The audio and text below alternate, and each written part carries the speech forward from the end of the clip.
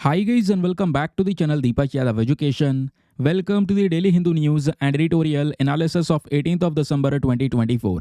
तो गाइज आज है तारीख 18 दिसंबर 2024 और है वेडनेसडे। देखेंगे आज के द हिंदू कंप्लीट न्यूज़पेपर को एनालाइज करेंगे। बट लेक्चर में आगे बढ़ने से पहले अगर आपको इस लेक्चर का पीडीएफ चाहिए तो क्या करना है, सबसे पहले डाउनलोड करना है टेलीग्राम, देन उसके बाद जाके सर्च बॉक्स में टाइप करना Deepak Yadav education UPSC. As you can see guys आपको ये वाला चैनल मिल जाएगा, इस पर क्लिक करना और जाकर इस चैनल को ज्वाइन कर लेना। ज्वाइन करने से फ़ायदा क्या होगा, यहाँ पर आपको डेली बेसिस पे लेक्चर का पीडीएफ मिल जाता है, डेली करंट अफेयर के वीडियो का पीडीएफ मिल जाता है और डेली बेसिस पे बहुत सारे डिजिटल नोट्स मिल जाते हैं।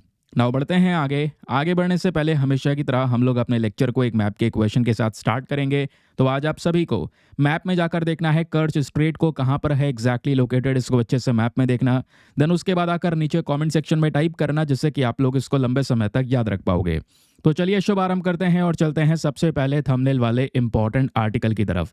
ये टॉपिक बहुत ही ज़्यादा इंपॉर्टेंट होने वाला है आज के न्यूज़पेपर एनालिसिस का, specially GS paper number 3 economy के साथ में आप इसको लिंक कर सकते हैं। इंडिया ने एक नया रिकॉर्ड सेट किया है और ये जो रिकॉर्ड सेट किया गया है ये स्मार्टफोन के एक्सपोर्ट्स के मामले में किया गया है। तो वेरियस न्यूज़ आर्टिकल आपने देखे होंगे, आपके सामने बिजनेस स्टैंडर्ड का है या उसके अलावा बिजनेस लाइन जो द हिंदू का इनिशिएटिव है उसको देख लो, या और भी आपको इकोनॉमिक टाइम्स ऑफ इंडिया के आर्टिकल्स मिल जाएंगे जो कि बेसिकली इस पर्टिकुलर टॉपिक के ऊपर में डिस्कशन कर रहे हैं। तो चलिए आज हम लोग थोड़ा सा एनालिसिस करने वाले हैं भारत के स्मार्टफोन सेक्टर के बारे में, लेकिन क्वेश्चन यह है कि आखिरकार हुआ क्या है। तो न्यूज़ आपके सामने है कि इंडिया का जो स्मार्टफोन एक्सपोर्ट है, क्योंकि इंडिया में भी बहुत सारे जो स्मार्टफोन्स हैं उनको मैन्युफैक्चर किया जाता है और बड़ी बड़ी कंपनीज इंडिया में मैन्युफैक्चर करती हैं, चाहे वो एप्पल हो, चाहे वो सैमसंग हो, या और भी वेरियस चाइनीज़ कंपनीज भी हैं। तो वो इंडिया से इन मैन्युफैक्चर्ड प्रोडक्ट्स को एक्सपोर्ट भी करती हैं। तो भारत का जो ये एक्सपोर्ट है दोस्तों वो 20,000 करोड़ के इस पूरे अमाउंट को क्रॉस कर चुका है इस पूरे नवंबर के महीने में, जो पिछले साल के कंपैरिजन में लगभग डबल हो चुका है। अगर हम ये देखेंगे लास्ट ईयर 2023 में दिसंबर के मंथ में या नवंबर के मंथ में देखा जाएगा तो हमने 10,634 करोड़ रुपीस का एक्सपोर्ट किया था, जबकि अब की बार दोस्तों नवंबर के महीने में ये एक्सपोर्ट हमारा 20,395 करोड़ का जा चुका है। तो एक पर्टिकुलर महीने की बात हो रही है, पूरे ईयर की बात नहीं हो रही है। अगर हम केवल नवंबर महीने की बात करेंगे जो अभी पिछला ही महीना था, उस नवंबर महीने में एक मंथ में 20,000 करोड़ रुपए से ज़्यादा का यहाँ पे स्मार्टफोन एक्सपोर्ट किया गया वेरियस कंट्रीज़ के अंदर में। अभी डेस्टिनेशंस कौन कौन से हैं जहाँ जहाँ पे एक्सपोर्ट किया है वो भी मैं आपको बताऊँगा। ये क्लियर हो गया। अब आगे क्या है यहाँ पे आप डिस्कशन देख सकते हैं। देखिए बोला जा रहा है कि पिछले साल के कंपैरिजन में इस साल का ये पूरा परसेंटेज का ग्रोथ निकालते हैं तो 92% के आसपास यहाँ पे ग्रोथ हुई है पिछले एक साल के अंदर में। अब एक बात और ध्यान रखिएगा कि इन कंपनीज में सबसे बड़ी कंपनी कौन सी निकल कर रही है जिसने सबसे ज़्यादा एक्सपोर्ट किया। अगर आप देखेंगे इंडिया के अंदर बहुत सारी लीडिंग कंपनीज हैं जो स्मार्टफोन को मैन्युफैक्चर करती हैं और उनको एक्सपोर्ट करती हैं। उसमें सैमसंग भी है। अब सैमसंग बेसिकली आपको पता है साउथ कोरिया की कंपनी है, एक जायंट कंपनी है। तो इनके मैन्युफैक्चरिंग प्लांट्स हैं आज के समय पर नोएडा में है, तमिलनाडु में प्लांट्स आपको देखने को मिल जाएंगे। तो इसको ये मैन्युफैक्चर भी करते हैं और एक्सपोर्ट भी करते हैं इंडिया से, स्पेशली मिडिल ईस्ट में एक्सपोर्ट करते हैं, यूरोप में एक्सपोर्ट करते हैं, बहुत सारे अफ्रीकन नेशंस में भी ये सैमसंग के जो स्मार्टफोन हैं वो एक्सपोर्ट होते हैं। तो पहली तो कंपनी हो गई सैमसंग। दूसरा यहाँ पर अगर आप देखेंगे तो दोस्तों वो है एप्पल। तो एप्पल भी अगर आप देखेंगे तो एक समय पर चाइना के ऊपर में ज़्यादा डिपेंडेंट हुआ करता था, बट पिछले कुछ समय पर इन्होंने अपने कंपनीज़ को या अपने पॉलिसीज़ को बहुत तेज़ी से बदला है। और आज दोस्तों इनकी जो स्मार्टफोन की मैन्युफैक्चरिंग है वो इंडिया में भी शुरू हो चुकी है। इंडिया में भी इनके जो प्रोडक्शन यूनिट्स हैं वो एक्सपैंड हो चुके हैं। जैसे फॉर एग्जांपल एप्पल का प्रोडक्शन यूनिट आपको तमिलनाडु में देखने को मिलेगा, है ना, कर्नाटका में देखने को मिलेगा। तो इन्होंने धीरे धीरे करके जो आईफोन्स है वो इंडिया में बनाकर अब वो भी एक्सपोर्ट कर रहे हैं all over the world, specially यहाँ पर यूरोप में जा रहा है और अफ्रीकन नेशंस में भी दोस्तों यहाँ पर ये एक्सपोर्ट हो रहा है। तो एप्पल और सैमसंग ये दो बड़ी कंपनी हैं, दो मेजर लीडिंग कंपनीज हैं जिन्होंने सबसे ज़्यादा एक्सपोर्ट किया और इन्हीं का अभी भी रिकॉर्ड है, अभी भी बहुत बड़ा कंट्रीब्यूशन है। लेकिन इन दोनों कंपनीज़ के अलावा भी देखेंगे दोस्तों तो जैसे इंडिया की खुद की होम ग्रोन कंपनीज़ हैं, लावा है, माइक्रोमैक्स है, ये भी थोड़ा डोमेस्टिक प्रोडक्शन के ऊपर फोकस कर रहे हैं और इनको भी एक अच्छा मार्केट मिला है पिछले कुछ समय पर अफ्रीका और मिडिल ईस्ट के अंदर में। फिर आ गया शाओमी, ओप्पो, वीवो, ये चाइनीज़ ब्रांड्स हैं। अब ये भी बहुत बड़ा कंट्रीब्यूशन देते हैं इंडिया के स्मार्टफोन एक्सपोर्ट के अंदर में, क्योंकि ये भी मैन्युफैक्चरिंग करते हैं, है ना। इनको भी एडवांटेजेस मिलते हैं बहुत सारे इंडिया की जो पॉलिसीज़ हैं उनके। तो ये भी मैन्युफैक्चरिंग करते हैं। तो अभी जितना भी एक्सपोर्ट हुआ है उसमें सबसे बड़ा जो अहम रोल प्ले किया है वो एप्पल और सैमसंग ने ही किया है, जैसे मैंने आपको बताया। वैसे बहुत सारी कंपनीज़ हैं इंडिया में, वो भी मैं आपको डिटेल शेयर कर चुका हूँ। अब ज़रा आगे की बात सुनिए। ये सब कुछ पॉसिबल जो हुआ है उसके पीछे का यहाँ पर एक और बहुत बड़ा रीज़न है। रीज़न यहाँ पर यह है कि गवर्नमेंट पीएलआई स्कीम को लेकर आई थी, जिसको बोलते हैं प्रोडक्शन लिंक्ड इंसेंटिव स्कीम। ये स्कीम क्या है कि भाई जो कंपनीज़ हैं उनको सपोर्ट किया जाता है। अगर आप ज़्यादा प्रोडक्शन करेंगे, ज़्यादा एक्सपोर्ट करेंगे तो उसके बदले में आपको इंसेंटिव्स देती है गवर्नमेंट। और ये पीएलआई स्कीम एक बड़ा गेम चेंजर निकल कर आया है, ये भी रिपोर्ट्स बताती है। क्योंकि हमने स्मार्टफोन सेक्टर के लिए अलग से पीएलआई स्कीम को रेडी किया, इसको चलाया, जिसकी वजह से एक समय पर इंडिया की रैंकिंग जो 23rd हुआ करती थी एक्सपोर्ट के मामले में 2009 में, वो आज बदल के दोस्तों 3rd largest individual commodity export बन चुका है।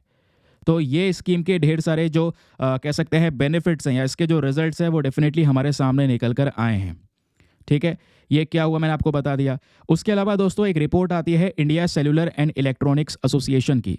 इस रिपोर्ट के अकॉर्डिंग बोला गया है कि जो हमारी स्मार्टफोन इंडस्ट्री है इनको लगभग 1.1 ट्रिलियन रुपीज़ की बात कर रहा हूँ, डॉलर्स की बात नहीं कर रहा, रुपीज़ का बेसिकली यहाँ पर कह सकते हैं इन्होंने गेन किया है अपने गुड्स एंड सर्विस टैक्स के मामले में, या जो ड्यूटीज़ वगैरह लगाई हैं मोबाइल कंपोनेंट से, है ना, तो उन सब चीज़ों से ये गेन हुआ है।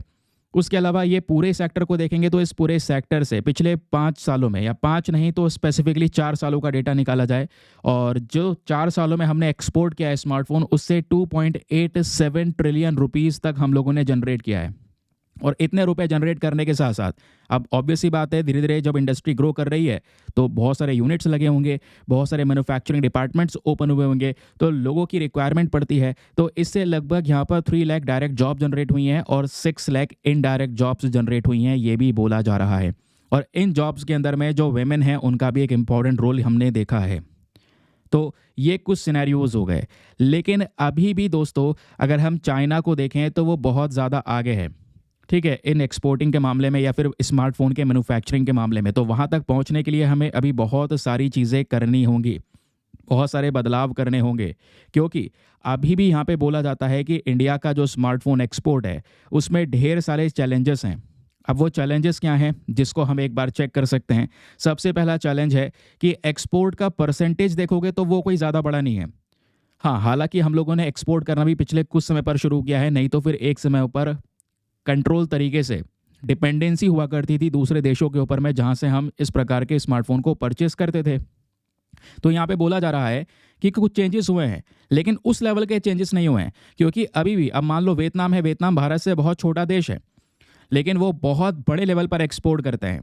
ठीक है, इंडिया का एक्सपोर्ट वियतनाम चाइना के कंपैरिजन में बहुत कम है, वो बिलियंस ऑफ डॉलर्स का एक्सपोर्ट कर रहे हैं, समझ रहे हैं। दूसरा यहाँ पे अगर आप देखेंगे इसके पीछे का रीज़न ये भी है कि दूसरे कंट्रीज़ ने जो टैक्सेस वगैरह हैं वो कम लगा रखे हैं, लेकिन हमारे कंट्री के पास में जो टैक्सेस का जो ये पूरा पॉलिसी है वो थोड़ा वाइडर लेवल पर वर्क कर रहा है। और यहाँ पे भी आपको ये नज़र आएगा, जैसे मोबाइल फ़ोन के चार्जर हो गए या कुछ सर्किट बोर्ड्स हो गए, है ना, या फुल असेंबल्ड मोबाइल फ़ोन्स हो गए, तो इनके ऊपर में इंडिया ज़्यादा टैक्स इम्पोज करता है।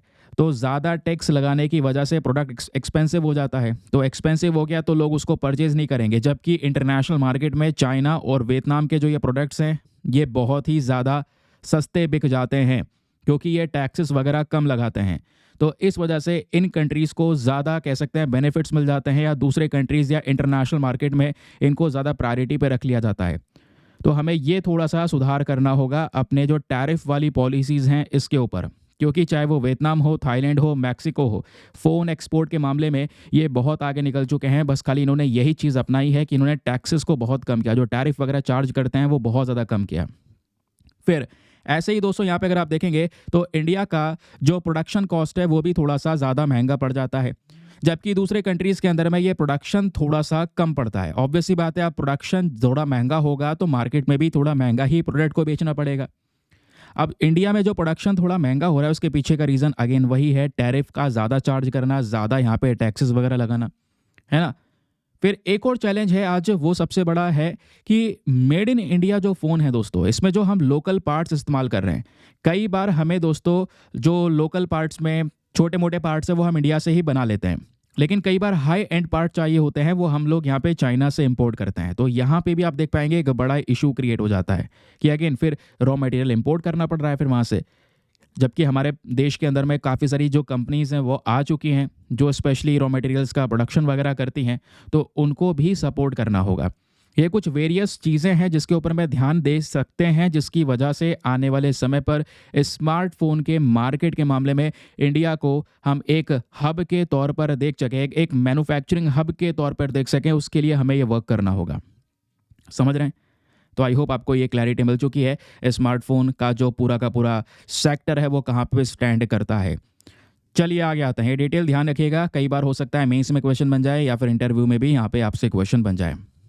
आगे बढ़ने से पहले दोस्तों एक इंपॉर्टेंट इन्फॉर्मेशन, अगर आप लोग हमारे पेड ग्रुप्स को ज्वाइन करना चाहते हैं तो आपके पास में बढ़िया मौका है इसको ज्वाइन करने के लिए। यहाँ पर आपको डेली बेसिस पे करंट नोट्स के पीडीएफ वगैरह प्रोवाइड करवाए जाते हैं। फॉर एग्जांपल जैसा आपने देखा ये सभी जो डिटेल्स स्मार्टफोन को लेकर मैंने प्रोवाइड करवाई, ऐसे हर एक आर्टिकल न्यूज़पेपर के पढ़ते हैं, उसमें बहुत सारे नोट्स बनाकर मैं आपको देता हूँ। आपका टाइम बहुत ज़्यादा बच जाता है।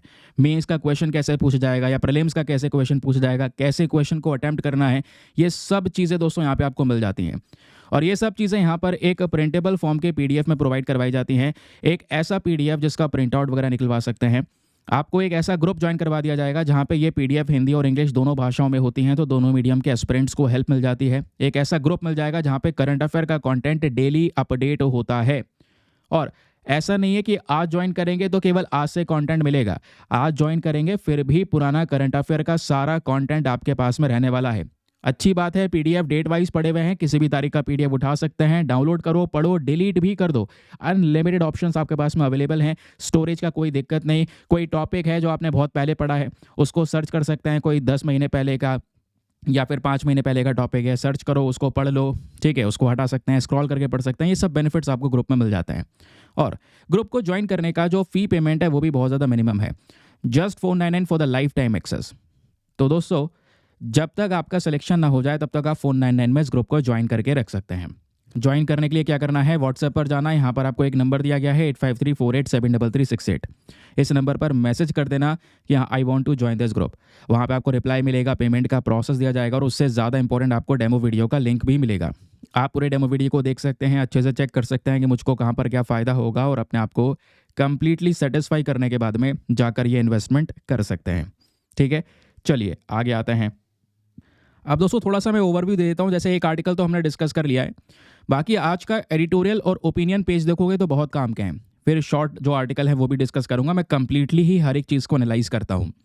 यहाँ पे आप देखेंगे आज का एडिटोरियल थोड़ा कॉम्प्लेक्स भी है और इंपॉर्टेंट भी है। जैसे सबसे पहला आर्टिकल यहाँ पर यह है, 4 राइटर ने मिलकर इस आर्टिकल को लिखा है। ये बात करते हैं कि आज आर्टिफिशियल इंटेलिजेंस सर्विलांस के रेगुलेशन के अंदर में कौन कौन से लीगल गैप्स हैं।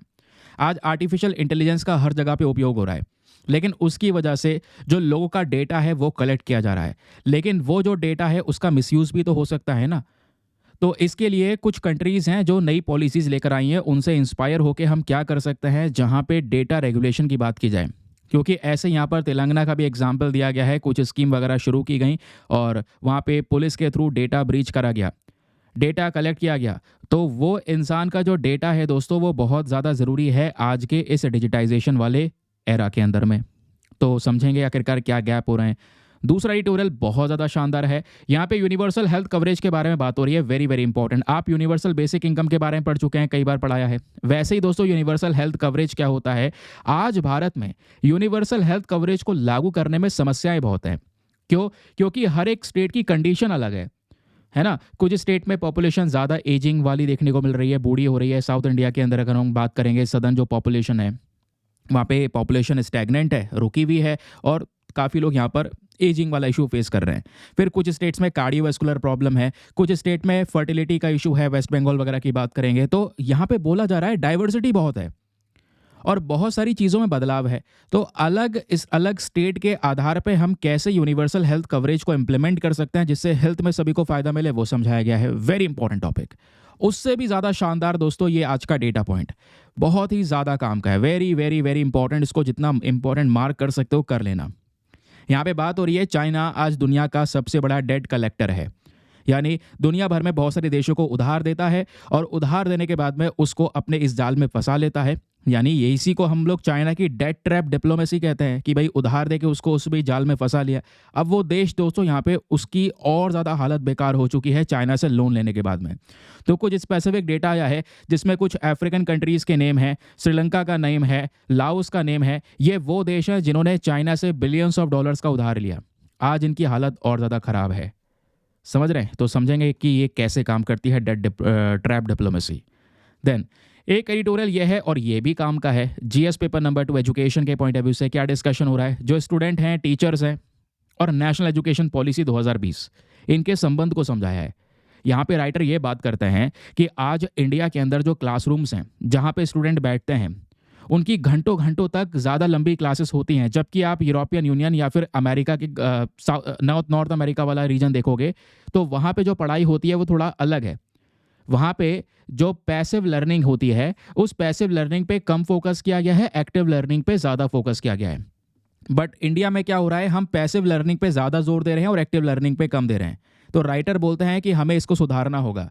पैसिव लर्निंग की जगह एक्टिव लर्निंग को यहाँ पे हमें प्रायोरिटी देनी होगी, जिससे जो बच्चा है वो ज़्यादा स्किलफुल बनेगा। समझेंगे आगे कि आखिरकार ये क्या होता है, दोनों का डिफरेंस। देन इंडिया श्रीलंका के रिलेशंस हैं, आगे डिस्कस कर चुके हैं, कोई ज़रूरत नहीं है। तो पहला आर्टिकल, दूसरा आर्टिकल, तीसरा आर्टिकल, चौथा आर्टिकल और पांचवा आर्टिकल ये भी है और ये भी काम का है। यहाँ पे क्या बात हो रही है, अभी देखो ट्रेड में, व्यापार के मामले में इंडिया को बड़ा शॉक लगा है।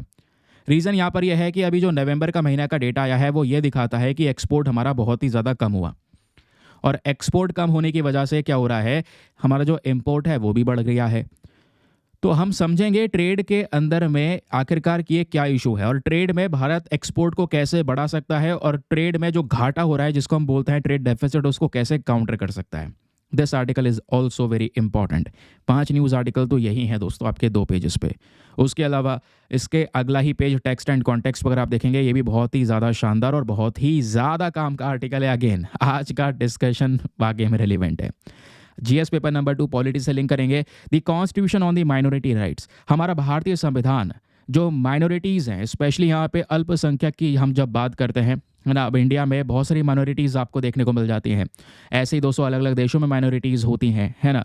तो फिर क्या होता है कि उन माइनॉरिटीज़ को लेकर भारत में संविधान क्या बोलता है, वो यहाँ पे आपको बताने वाला हूँ। कौन सा आर्टिकल कहाँ पे माइनॉरिटीज़ की प्रोटेक्शन की बात करता है, समझ रहे हैं। तो ये पूरा होने वाला है सेशन, एक ओवरव्यू दे दिया है। चलिए फिर शुरुआत करते हैं आज के एक और दमदार और सबसे पहले इंपॉर्टेंट आर्टिकल के साथ में। बाकी यार मैं डिस्कशन शुरू करूं, एक काम ज़रूर कर देना, चैनल के ऊपर सब्सक्राइब बटन है उसको प्रेस कर देना और बेल आइकॉन को दबा लेना, ऑल नोटिफिकेशन को ऑन कर लेना, क्योंकि डेली बेसिस पे ये वीडियोस अपलोड होते हैं। चाहे कैसी भी कंडीशन हो, वीडियोस डेली ही आते हैं, जहाँ पे आप न्यूज़पेपर पढ़ना सीख जाते हैं, नोट्स बनाना सीख जाते हैं, मेंस में क्वेश्चन कैसे बनेंगे हर एक आर्टिकल से वो सीख जाते हैं। क्योंकि अब ये एडिटोरियल पढ़ाऊंगा तो यहीं पे हाथों हाथ यहाँ से क्वेश्चन कैसे फ्रेम हो सकता है, कैसे आप अटेम्प्ट कर सकते हैं, वो सारी चीज़ें बताने वाला हूँ। वहाँ पे भी आपको हेल्प होगी दोस्तों, ठीक है। तो करंट अफेयर्स की स्ट्रॉन्ग तरीके से प्रिपरेशन होती है, तो मेक श्योर करना चैनल को सब्सक्राइब कर लेना। बाकी टारगेट है हमारा 6 लाख सब्सक्राइबर्स तक जल्दी पहुँचना, उसमें आप मदद करेंगे। चलिए यहाँ पे जो राइटर हैं वो हैं द्युति सेन। इनका कहना क्या है, the challenge of universal health coverage. सबसे पहले हमें एक मेजर कॉन्सेप्ट जानना होगा कि आखिरकार ये यूनिवर्सल हेल्थ कवरेज एग्जैक्टली होता क्या है। जैसे मैं बात कर रहा था यूनिवर्सल बेसिक इनकम, कि भाई देश के अंदर में जितने भी लोग हैं उन सब के लिए एक बेसिक इनकम को डिसाइड कर दी जाए, जिससे यहाँ पर अपना वो जीवन वगैरह आराम से चला सके, बेसिक नेसेसिटीज़ को यहाँ पर वो पूरा कर सकें। उसी तरीके से यहाँ पे कॉन्सेप्ट आता है यूनिवर्सल हेल्थ कवरेज का, जहाँ पे हमारा मेन पर्पस है हमारे देश में आज अगर आप देखेंगे दोस्तों, हेल्थ को लेकर लोगों के ऊपर में फाइनेंशियल बर्डन ज़्यादा होता है। कहने का मतलब यह है कि आज अगर कोई इंसान थोड़ा बहुत बीमार पड़ गया है और बीमारी उसकी थोड़ी सी गंभीर हो गई, अगर वो गलती से हॉस्पिटल में चला गया तो उसका जो पॉकेट एक्सपेंडिचर है, जो उसका खर्चा है दोस्तों, बिल वो बहुत ही ज़्यादा बड़ा बन जाता है। कोई अगर 3-4 दिन के लिए एडमिट हो गया तो भी कम से कम 2-2.5 लाख रुपए का खर्चा आज अच्छा खासा यहाँ पे आ जाता है प्राइवेट हॉस्पिटल्स में। तो क्या ये जो आप कह सकते हैं कि जो मतलब हेल्थ कवरेज है, क्या ये अफोर्डेबल है? बिल्कुल नहीं। अफोर्डेबल कहाँ हुआ? लोगों को हज़ारों रुपए खर्च करने पड़ रहे हैं, बहुत सारा पैसा खर्च करना पड़ रहा है, तब उनको हेल्थ फैसिलिटी मिल रही है, समझ रहे हैं। तो यूनिवर्सल हेल्थ कवरेज क्या चाहता है, ये चाहता है कि हर एक व्यक्ति को एक अच्छा हेल्थ केयर प्रोवाइड करवा सके, उनको अच्छी सर्विस दे सके, वो भी अफोर्डेबल, सस्ते दाम में और क्वालिटी वाली सर्विस दी जा सके। ये कैसे होगा, जब गवर्नमेंट यहाँ पे सपोर्ट में उतरेगी, स्पेशली यहाँ पे गवर्नमेंट हॉस्पिटल्स को भी यहाँ पर इंप्रूव किया जाएगा। तो बेसिकली यूनिवर्सल हेल्थ कवरेज में 4 चीज़ें आती हैं, ध्यान रखिएगा। पहला, एक्सेस टू क्वालिटी सर्विसेज। यहाँ पे ये इंश्योर करना कि हर एक व्यक्ति को एक अच्छी हेल्थ सर्विस मिले, अगर बीमार पड़ा है उसका अच्छा ट्रीटमेंट हो जाए। और ध्यान रखना, विदाउट फाइनेंशियल बैरियर्स। ऐसा ना हो उस व्यक्ति के पास में पैसे कम है तो पैसे कम होने की वजह से वो इलाज नहीं करवा पा रहा अपना, ऐसा तो नहीं होना चाहिए ना। तो उस चीज़ को इंश्योर करने के लिए यूनिवर्सल हेल्थ कवरेज वर्क करता है। दूसरा यहाँ पे जो कॉन्सेप्ट है वो है financial protection. Universal health coverage क्या करता है, एक इंडिविजुअल या एक हाउस होल्ड को उसके ऊपर में कोई फाइनेंशियल बर्डन इतना ना पड़ जाए, उससे बचाने का काम करता है। ठीक है, कि भाई हमने एक प्रकार की जो इनिशिएटिव है वो चला रखा है, पैसे आपके पास में कम है तो आपके पास में फिर भी ऑप्शन है, आप एक अच्छा हेल्थ सर्विस ले सकते हैं क्योंकि इलाज सस्ता है, अफोर्डेबल है। इस बात को उठाता है यूनिवर्सल हेल्थ कवरेज। तीसरा पॉइंट आता है दोस्तों, इक्विटी। यूनिवर्सल हेल्थ कवरेज का मेन पर्पस क्या है, हेल्थ के अंदर में जो डिस्क्रिमिनेशन हो रहा है उसको रिड्यूस करना। भाई हर एक व्यक्ति को इक्वली ट्रीट करना, हर एक व्यक्ति को एक अच्छा हेल्थ केयर प्रोवाइड करवाना। ऐसा नहीं है जिसके पास पैसे कम है उसको यहाँ पर आप बेकार हेल्थ केयर देंगे, जो ज़्यादा पैसे दे रहा है उसको ज़्यादा फैसिलिटीज़ देंगे।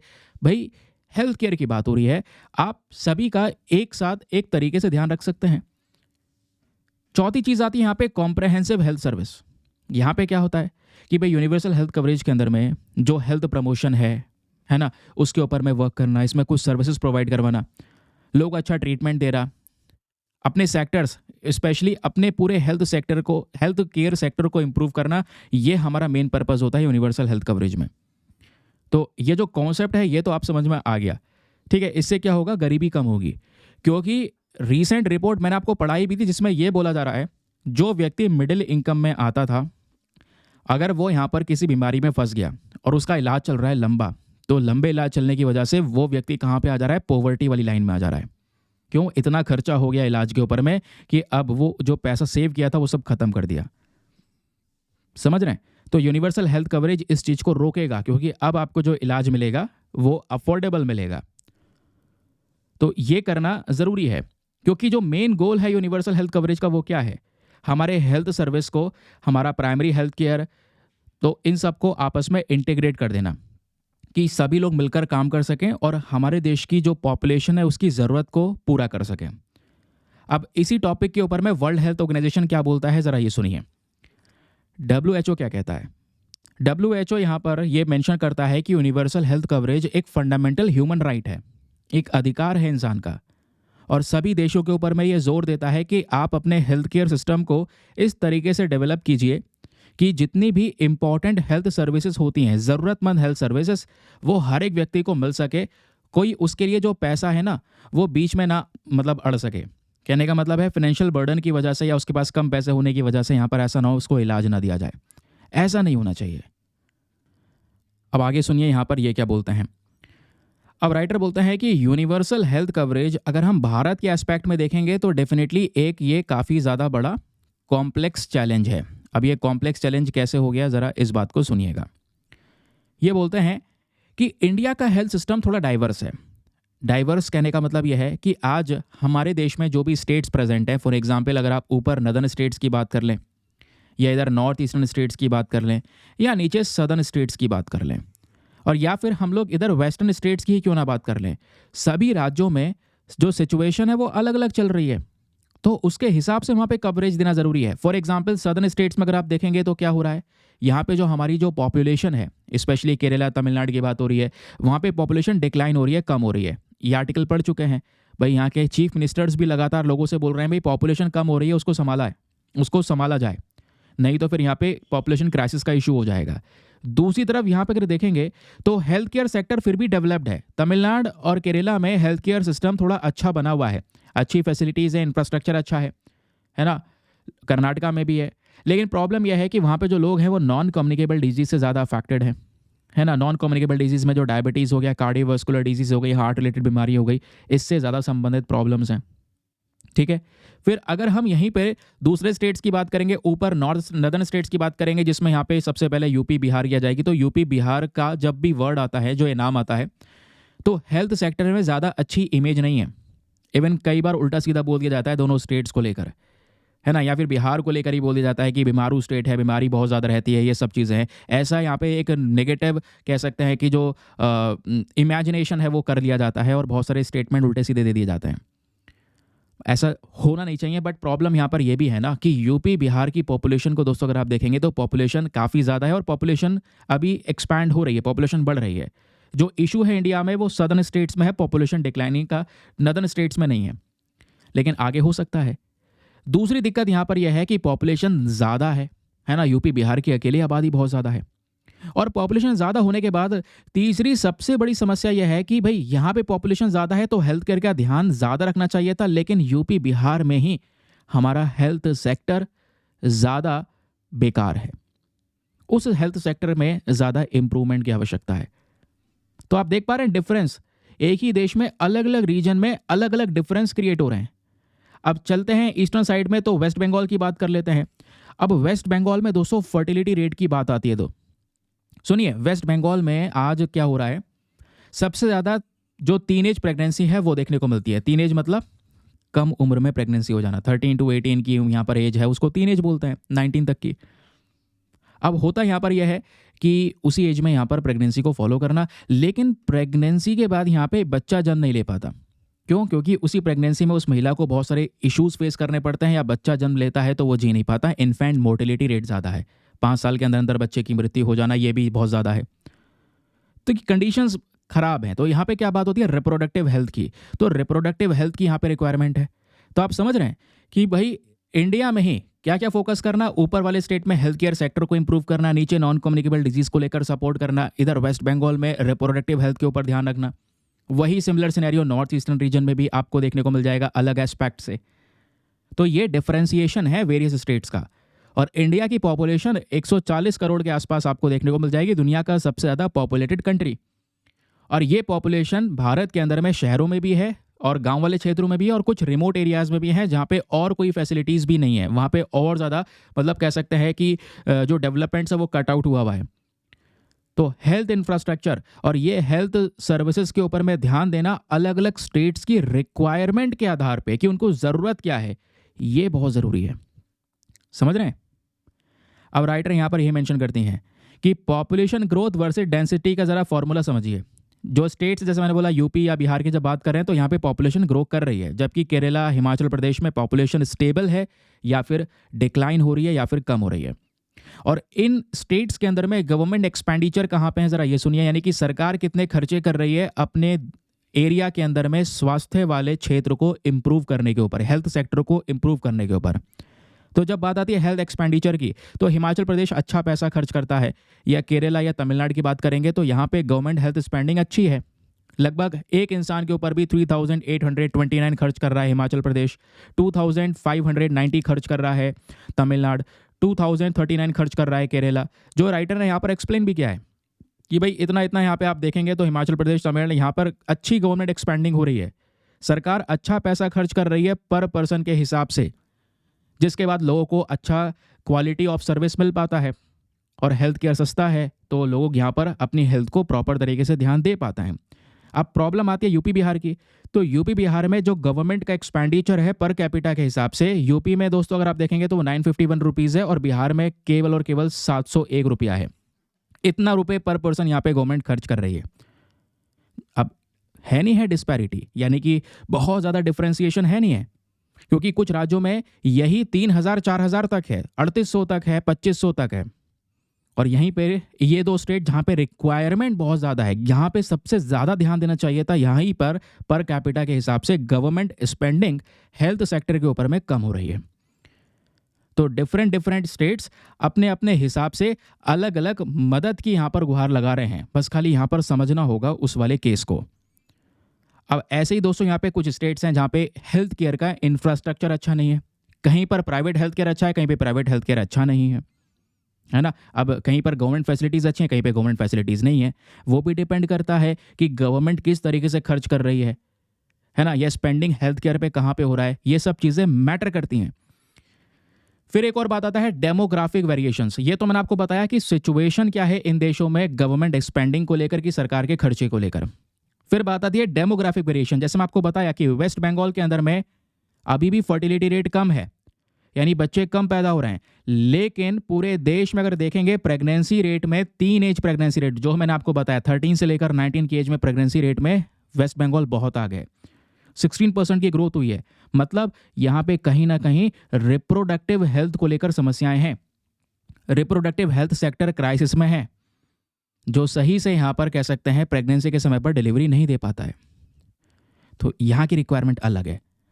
वही तो राइटर बोल रही है कि देश में दिक्कतें अलग अलग जगह पे अलग अलग प्रकार की है, वो समझना होगा हमें। फिर उसी प्रकार से दोस्तों अब बात आती है हेल्थ इंडिकेटर्स की। एक और मैटर है हेल्थ इंडिकेटर का, ये इसमें पहला पॉइंट आता है infant mortality rate. Infant mortality rate यहाँ पर क्या है, बच्चे का जन्म हुआ, कुछ समय बाद यहाँ पर डेथ हो जाना। और ऐसे केस में दोस्तों जो स्टेट्स हैं जैसे केरला, तमिलनाडु, यहाँ पे इन्फेंट मोर्टेलिटी रेट बहुत ही ज़्यादा कम है, क्योंकि यहाँ का हेल्थ सेक्टर अच्छा है, तो अच्छी हेल्थ, रिप्रोडक्टिव हेल्थ के ऊपर ध्यान दिया जाता है। जबकि यूपी बिहार के अंदर में ये चीज़ें, ये सर्विसेज दो तो अभी भी क्राइसिस में है, अभी भी यहाँ पे प्रॉब्लम्स हैं। ठीक है। फिर बात आती है सबसे बड़ा इशू का, वो है nutrition deficiency, very very important. जब बात आती है न्यूट्रिशन डिफिशियंसी, यानी कि जो पोषण है वो किस तरीके से लोगों को मिल पा रहा है। अब अगेन बिहार और उत्तर प्रदेश में माल न्यूट्रिशन वाला केस बहुत ज़्यादा है। माल न्यूट्रिशन मतलब कुपोषण, अच्छा खाना ना मिलना एक इंसान को, उसकी वजह से उसको कुपोषण हो जाता है। क्योंकि पौष्टिक खाना बहुत ज़्यादा ज़रूरी है। खाने के अंदर में हर एक चीज़ की रिक्वायरमेंट, चाहे आपके हेल्दी फैट्स हों, कार्ब्स हों, प्रोटीन हो, ये सब चीज़ होने चाहिए, मल्टीविटामिन्स, ये मिनरल्स होने चाहिए। लेकिन आज ये पोषण भरपूर खाना कुछ लोगों को मिलता है, कुछ लोगों को नहीं मिल पाता। अब जिन लोगों को नहीं मिला वो कुपोषण का शिकार बन गए, उसी को बोलते हैं माल न्यूट्रिशन का केस। और उसी वजह से यहाँ पर क्या है, एनीमिया के केस बढ़ जाते हैं। एनीमिया समझ रहे हैं, ब्लड में खून की कमी हो जाना, आयरन की कमी हो, सॉरी ब्लड में खून की, बॉडी के अंदर ब्लड की कमी हो जाना, है ना। तो आयरन की कमी की वजह से भी यहाँ पर एनीमिया देखने को मिलेगा।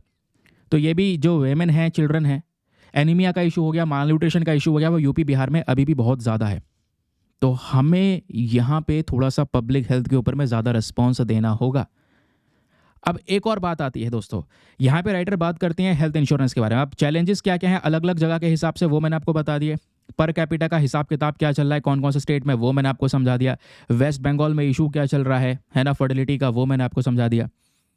अब आगे की सुनिएगा, यहाँ पे राइटर बात करती हैं आउट ऑफ एक्सपेंडिचर का मामला। सुनिए भाई, आज भी जो खर्चा है, कोई इंसान बीमार पड़ता है तो उसका कितना खर्चा हो जाता है, उसको बोलते हैं आउट ऑफ पॉकेट एक्सपेंडिचर।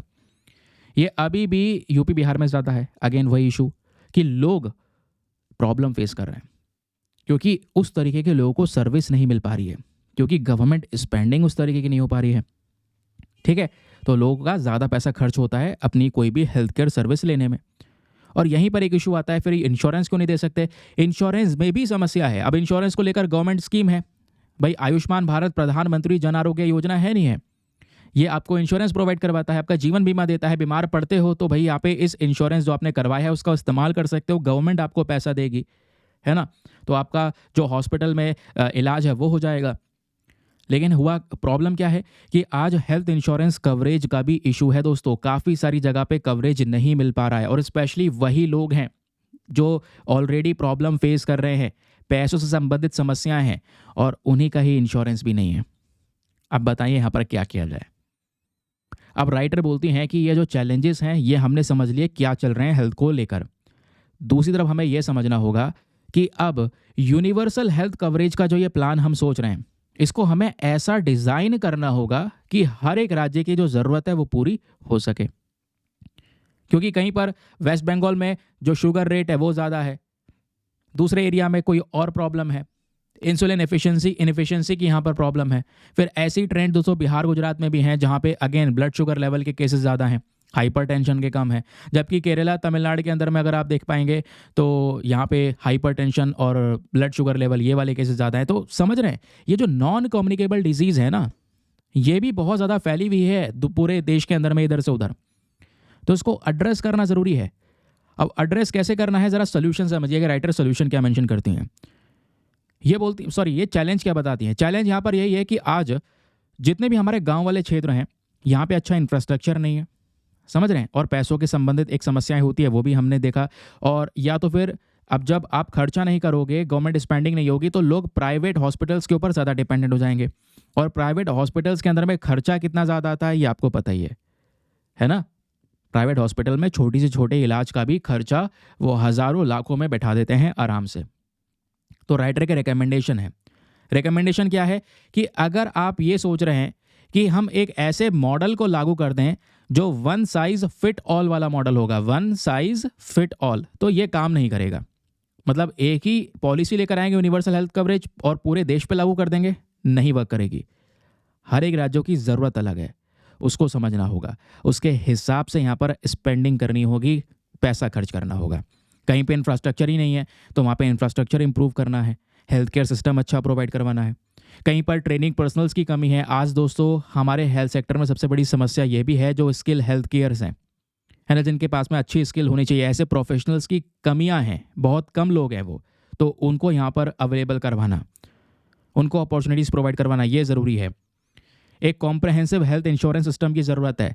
जिन लोगों का इंश्योरेंस नहीं हुआ है उनको अवेयरनेस प्रोवाइड करवाया जाए, जागरूक किया जाए, कुछ कैंपेन चला सकते हैं ताकि ज़्यादा से ज़्यादा लोग अपना इंश्योरेंस करवाएं। मैं पहले ही बोल चुका हूँ, आप लोग भी अपने परिवार में हेल्थ इंश्योरेंस करवाना, सभी लोगों का हेल्थ इंश्योरेंस करवाना बहुत ही ज़्यादा ज़रूरी है। मैं फिर से आप लोगों से बोल रहा हूँ, ठीक है। फिर बात आती है health education and community engagement, ये भी बहुत ज़्यादा ज़रूरी है दोस्तों। जैसे मैंने आपको बताया, हेल्थ एजुकेशन को लेकर यहाँ पर जो कह सकते हैं एक नॉलेज या फिर कह सकते हैं एक जागरूकता वो फैलानी ज़रूरी है रिप्रोडक्टिव हेल्थ को लेकर, क्योंकि रिप्रोडक्टिव हेल्थ की समस्या सबसे ज़्यादा वेस्ट बंगाल में है। एक अच्छा पोषण बच्चों को देना ज़रूरी है ताकि वो किसी बीमारी वाली समस्या से गुजर ना सकें। अगर आप उनको पोषण नहीं देते हैं, उससे भी इंसान बीमार पड़ता है। तो ऐसे ऐसे दोस्तों जहाँ जहाँ पे कमियाँ, जैसे यूपी बिहार की बात करें, माल न्यूट्रिशन का केस ज़्यादा है, यहाँ पे थोड़ा सा पौष्टिक के ऊपर, पोषण के ऊपर ध्यान दीजिए, डाइट में कुछ एक्स्ट्रा चीज़ें ऐड करने के ऊपर ध्यान दीजिए। वो इंप्रूव करेगा हमारे हेल्थ केयर सिनेरियोज़ को, स्पेशली इंडिया के सिनेरियोज़ को। ये है राइटर के पॉइंट ऑफ व्यूज़। क्लियर? चलिए अब दोस्तों मैं आपको एक मेंस का क्वेश्चन दे रहा हूँ, मैं आपको चेक करना चाहता हूँ कि आपने कितने अच्छे से हर एक चीज़ को सुना है। तो क्वेश्चन आपके सामने ये है, इसको अटेम्प्ट कीजिएगा। देखो, अगर आप पेपर में लिखने में आलस आता है कि भाई पेपर पे लिख के सबमिट करना है, आलस आ रहा है, तो एक काम ये करो, क्वेश्चन तो पढ़ लिया है ना, समझ लिया है आराम से, नीचे टाइप तो कर सकते हो। फालतू में अभी स्क्रीन मतलब जो रील वगैरह उसको स्क्रॉल करने बैठ जाओगे या कुछ और चीज़ में लग जाओगे, उससे अच्छा यह है कि यहाँ पर इसमें थोड़ा सा इन्वॉल्व हो जाओ। ये आपको हेल्प भी करेगा, कुछ सिखाएगा भी, थिंकिंग कैपेबिलिटीज़ काफ़ी सारी चेंज होती हैं, ठीक है। तो क्वेश्चन यहाँ पर यह है कि यूनिवर्सल हेल्थ कवरेज बहुत ही ज़्यादा ज़रूरी होता है सोशियो और इकोनॉमिक डेवलपमेंट ऑफ इंडिया के लिए, आज ज़रूरी भी है ये। बट प्रॉब्लम यह है कि आज हमारे हेल्थ सिस्टम में डाइवर्सिटी इतनी ज़्यादा है ना, यानी कि हमारे हेल्थ सिस्टम अगर आप देखेंगे, विविधता जो डाइवर्सिटी है, डिफरेंशिएशन जो है अलग अलग स्टेट्स में, वो बहुत ज़्यादा है। हर एक स्टेट अपने हर एक चैलेंज से, अलग अलग चैलेंज से गुजर रहा है। तो आपने डिस्कस करना है कि स्टेट स्पेसिफिक हर एक राज्य के रिक्वायरमेंट के आधार पे यूनिवर्सल हेल्थ कवरेज का जो प्लान है, इसकी क्या ज़रूरत है वो समझाइए। और ज़रूरत के साथ साथ आपको ये भी बताना है कि और दूसरी कौन कौन सी हेल्थ केयर रियलिटीज़ यहाँ पर हो सकती हैं अलग अलग रीजन्स के अंदर में, वो भी आपने बताना है। मतलब कि अलग अलग रीजन में, अलग अलग स्टेट में क्या क्या समस्या है, उसको देखते हुए ऐसे प्लान लेकर आना कि भाई जो हर एक स्टेट की चैलेंजेस को डील कर सके, वो उस प्लान की ज़रूरत क्या है वो बताइए। जो मैंने आपको बताया आराम से आप लिख सकते हैं, ठीक है। तो एक बार हिंदी में रीड कर देता हूँ ताकि हिंदी माध्यम वाला एस्पिरेंट भी अच्छे से पढ़कर एक बढ़िया सा आंसर लिख सके। क्वेश्चन क्या है? सार्वभौमिक स्वास्थ्य कवरेज यानी यूनिवर्सल हेल्थ कवरेज भारत के सामाजिक और आर्थिक विकास के लिए महत्वपूर्ण है, लेकिन राज्यों में स्वास्थ्य प्रणालियों में विविधता अद्वितीय चुनौतियां प्रस्तुत करती हैं। विभिन्न क्षेत्रों में अलग अलग स्वास्थ्य देखभाल वास्तविकताओं को देखते हुए भारत के लिए राज्य विशिष्ट जो ये मतलब कह सकते हैं कि यूनिवर्सल कवरेज की जो ये योजना है, इसकी आवश्यकता पर चर्चा कीजिए, ठीक है। तो आंसर लिखने के बाद में सबमिट कहाँ पे करना है? टेलीग्राम पर जाना, वहाँ पे जाके सर्च बॉक्स में लिखना दीपक यादव एजुकेशन मेंस ग्रुप। जैसे आप फुल फॉर्म लिखोगे मेरा टेलीग्राम चैनल मिलेगा जहाँ पे ऑलरेडी 80,000 से ज़्यादा लोग जुड़ चुके हैं। आप भी जुड़कर अपने आंसर्स को लिखकर सबमिट कर सकते हैं। अपने आंसर को सबमिट करने के साथ साथ एक छोटा सा काम और करना है, एटलीस्ट सभी लोगों को 2-2 आंसर्स रिव्यू करने हैं ताकि आप एक दूसरे की हेल्प कर सकें। चलिए भाई अगली न्यूज़ आर्टिकल पर आते हैं। पराग वाकनिस, इन्होंने यहाँ पर इस एडिटोरियल को लिखा है। ये एक कह सकते हैं डीन है international affair and the professor of economics हैं at the Ambedkar university in Delhi. ये बात करते हैं stuck in the classroom, student teachers and national education policy 2020 and the case of passive versus active learning.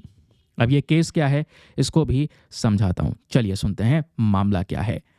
Writer का कहना यहाँ पर यह है कि देखिए भारत के अंदर में एजुकेशन सिस्टम की जब बात करते हैं तो इसमें डेफिनेटली चैलेंजेस तो बहुत सारे हैं, जिसमें एक और बहुत बड़ा चैलेंज है कि आज भारत पैसिव लर्निंग के ऊपर फोकस करता है instead of active learning. Now question यहाँ पर यह है कि सर ये पैसिव लर्निंग होती क्या है, पहले बता देता हूँ क्योंकि ये इसकी डिस्कशन होती रहेगी आर्टिकल में बार बार, तो कंफ्यूज ना हो आप, तो पहले क्लैरिटी मिल जाएगी। पैसिव लर्निंग क्या है, सीधा स्कूल में जाना, रट्टाफिकेशन करवाना, उसको पढ़ा देना, भाई ये चीज़ें हैं, कल रट के आ जाना, पेपर दे देना, काम खत्म, है ना। अब पैसिव लर्निंग में एक इंसान क्या सीखेगा, कुछ नहीं सीखेगा, और आज तक हम शुरू से यही करते हुए आ रहे हैं और इवन आज भी वही हो रहा है।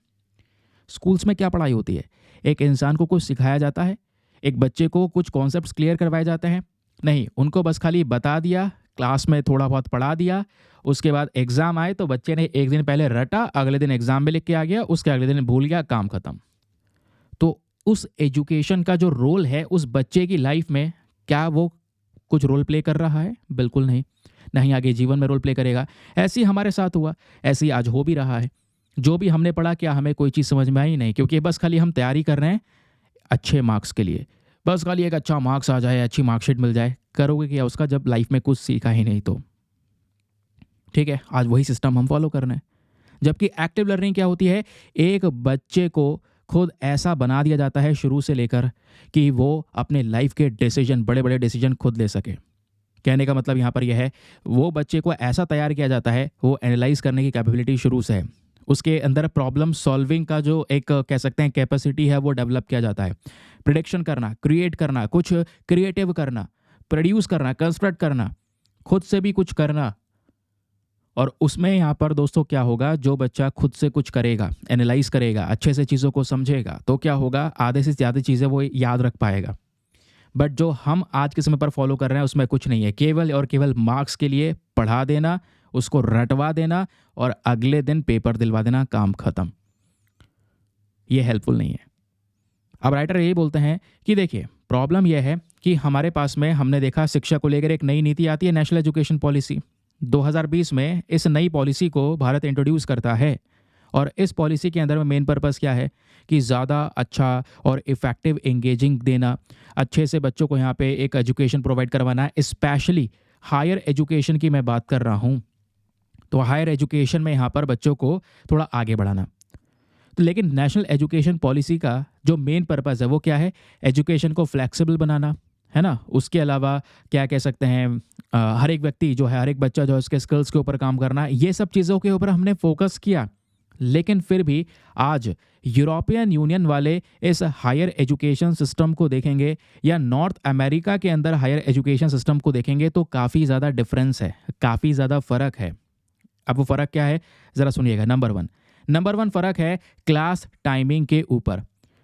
क्लास टाइमिंग का इशू क्या है, देखिए जो एक एवरेज स्टूडेंट होता है यूनिवर्सिटीज़ के अंदर में, स्पेशली मैं अभी बात कर रहा हूँ यूरोपियन यूनियन और नॉर्थ अमेरिका की, तो यहाँ पे जो बच्चा पढ़ाई करता है उसके पर सेमेस्टर के हिसाब से, एक सेमेस्टर है 6 महीने का, तो एक सेमेस्टर में केवल 4 कोर्स उसको दे रखे हैं, वही चीज़ उसे पढ़नी है। और लेक्चर्स की बात करेंगे तो एक सप्ताह में अगर आप देखेंगे तो 3 घंटे दे रहे हैं यहाँ पर एक पर्टिकुलर कोर्स को, तो कहने का मतलब है कुल मिला के भी देखेंगे तो एक सप्ताह में एक इंसान को 12 घंटे पढ़ाया जा रहा है। ठीक है, 12 आवर्स अ वीक, अच्छे से यहाँ पर फोकस किया जा रहा है हर एक चीज़ के ऊपर में, तो ये बोला गया। लेकिन इंडिया का केस अगर हम देखेंगे तो इंडिया के केस में थोड़ा डिफरेंस चल रहा है मामला। इंडिया में क्या हो रहा है, नेशनल एजुकेशन पॉलिसी के अंदर में हमारा अगर 4 साल का कोई अंडर ग्रेजुएट प्रोग्राम है, आप 4 साल का ग्रेजुएशन कर रहे हैं और नेशनल एजुकेशन पॉलिसी 2020 को फॉलो कर रहे हैं, तो यहाँ पे आपको एक सेमेस्टर में 5 कोर्स लेने होंगे, जबकि दूसरे देशों में क्या है, एक सेमेस्टर में केवल 4 कोर्स लेने हैं। यहाँ पे आपको 5 कोर्स लेने हैं और हर एक कोर्स को एक सप्ताह में ख़त्म करने के लिए यहाँ पर 4 घंटे के लेक्चर्स चाहिए। तो लगभग यहाँ पर फिर भी अगर मैं बात करूँ तो पर सप्ताह 20 घंटे की क्लासरूम टाइम चाहिए एक पर्टिकुलर कोर्स को ख़त्म करने के लिए। तो 20 घंटे की टाइमिंग और वहाँ पे 12 घंटे की टाइमिंग, तो यही तो डिफरेंस है कि वहाँ पे अगर आप देखेंगे तो 12 घंटे में लेक्चर खत्म हो रहे हैं, यहाँ पे 20 घंटे में लेक्चर खत्म हो रहे हैं। क्लास टाइम का एक बहुत बड़ी समस्या है। आज हम 8 घंटे ज़्यादा एक्स्ट्रा क्लास दे रहे हैं बच्चों को, और एक्स्ट्रा क्लास देने के बावजूद भी अगर हम देखेंगे तो वो जो रिक्वायरमेंट है बच्चे की वो फुलफिल नहीं हो पा रही है। ये 8 आवर्स ज़्यादा क्लास टाइम हो चुका है इंडिया के अंदर में। अब दूसरी समस्या सुनिए। चलिए, क्लास टाइम की बात नहीं है, ज़्यादा पढ़ेंगे बेटर रहेगा, हमारी ऐसी सोच है, बट प्रॉब्लम यहाँ पर यह है कि हमने ज़्यादा टाइम देने के बावजूद भी पैसिव लर्निंग पे फोकस किया, जबकि वो दूसरी कंट्रीज़ की बात करेंगे तो वो एक्टिव लर्निंग पे फोकस कर रहे हैं। ठीक है, अब इससे क्या होगा, एक बच्चे की लर्निंग के ऊपर इशू क्या पड़ेगा, सुनिएगा। देखिए, सबसे बड़ा इशू ये पड़ेगा, अगर आप एक्स्ट्रा क्लास लगाएंगे, घंटों 8 घंटे आप ज़्यादा पढ़ा रहे हैं तो इस पॉलिसी के तहत, तो 8 घंटा पढ़ा लीजिए, कोई बात नहीं है। लेकिन इससे यहाँ पर क्या है, उस बच्चे को सेल्फ स्टडी का समय मिलेगा? नहीं मिलेगा, क्योंकि वो अगर स्कूल में या कॉलेज में पढ़ाई भी कर रहा है तो वो उस तरीके से वो नहीं पढ़ पाता जो सेल्फ स्टडी से पढ़ पाता है। ये आप देखते होंगे, आप एग्ज़ाम क्रैक करते हैं या एग्ज़ाम आते हैं आपके, तो स्कूल में पढ़ा हुआ याद नहीं है, अलग से सेल्फ स्टडी से पढ़ेंगे तो ज़्यादा याद रहेगा, है ना? तो सेल्फ स्टडी हो गया, रीडिंग हो गया, या कोई असाइनमेंट पे वर्क करना है वो काम हो गया। इन सब का टाइम ही नहीं मिलेगा उस बच्चे को, क्योंकि आपने घंटों भर यहाँ पे उसको स्कूल्स में या कॉलेजेस में बैठा रखा है। तो अब उसके स्किल्स के ऊपर में, अब उसकी क्रिटिकल थिंकिंग के ऊपर में, डिसीजन मेकिंग में, प्रॉब्लम सॉल्विंग में ये कैसे काम किया जाए, ये सब तो कुछ भी नहीं हो पाएगा। तो केवल क्या है, बस खाली कॉलेज से पढ़ा, वही रट लिया और वहाँ पे जाके एग्ज़ाम में उसको लिख आया, काम ख़त्म। उसको टाइम नहीं मिल पा रहा है अपनी स्किल्स को और ज़्यादा शार्प करने का। तो ये यहाँ पर समस्याएं हैं। फिर राइटर बोलते हैं कि अगर इस तरीके से क्लासरूम के जो टाइमिंग है वो जब बढ़ते रहेंगे और आप पैसिव लर्निंग पे ही ध्यान देते रहेंगे, ये बड़ी समस्या है। अगर आप एक्टिव लर्निंग पे ध्यान दें तो बहुत बेहतर होगा, लेकिन अब पैसिव लर्निंग क्या है कि भाई यहाँ पे जो स्टूडेंट हैं बस खाली हॉल में बैठे हैं, जो इंसान पढ़ा रहा है सामने उस इंफॉर्मेशन को दिमाग में रट रहे हैं, है ना? अब उस मटेरियल के साथ में एंगेज नहीं हो रहे हैं कि भाई उसको लेकर कोई डिबेट छिड़ जाए, उसको लेकर कोई डिस्कशन हो जाए, अगर ये प्रॉब्लम्स होगी तो इसका ये सोल्यूशन होगा, ऐसा कुछ भी नहीं है।